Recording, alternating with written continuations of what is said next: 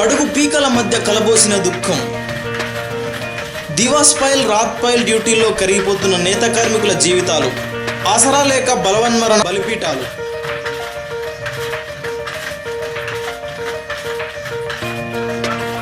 తన చుట్టూ ఉన్న తన సహచర కార్మికులకు తను అక్షరమై పలుకరిస్తాడు.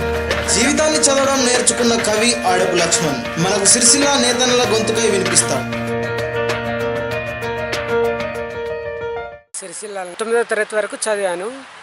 చదివిన తర్వాత దాదాపు 5వ తరగతి నుండే నాకు సాహిత్యం మీద కొంచెం ఎట్లా అంటే అక్కడక్కడ పేపర్లు ఏవైనా దొరికితే చదివి జేబులో పెట్టుకునేవాడిని. వాటిని ఏ విధంగా రాసిర్రు, ఎట్లా రాసిర్రు, వాళ్ళు ఎందుకు రాస్తుర్రు, ఇక్కడ కార్మికులు ఆత్మహత్యలు చేసుకుంటారు కదా, మరి వీళ్ళ మీద ఎందుకు రాయకూడదు, వీళ్ళు వర్కర్స్ వీళ్ళు కార్మికులు కదా అనే ఉద్దేశంతో నేను నాకు ఎట్లాంటి ఆత్మహత్యలు ఏ విధంగా జరిగినాయో ఆ విధంగా వాటిని బట్టి రాయాలన్న ఉద్దేశంతో, వాళ్ళ బాధలు వాళ్ళ మానసిక వేదనను రాయాలన్న ఉద్దేశంతో ఒక్కొక్క వాక్యాన్ని రాస్తూ 2 కవితా సంకలనాలను తీసుకువచ్చిన. ఇప్పటి వరకు దాదాపు 7-8 సంవత్సరాలుగా కొనసాగిస్తూనే ఉన్నాయి ఈ సాహిత్య రంగంలో.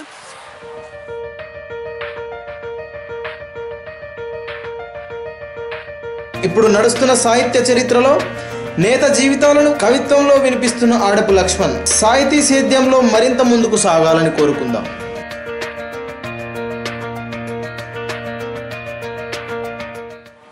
అయితే నాకు మొట్టమొదట కదిలించింది ఏంటిదంటే, ఇక్కడున్న ఒక కుటుంబం ఆత్మహత్య చేసుకోవడం, దాన్ని చూసి భరించలేక వేదనతో రాసుకున్నదే కవిత్వ రూపకంగా బయటకు వచ్చింది. నేను ఇప్పటికీ కూడా సాంచలు నడుపుతూ కుటుంబాన్ని పోషించుకుంటూ కవిత్వం రాస్తున్నాను.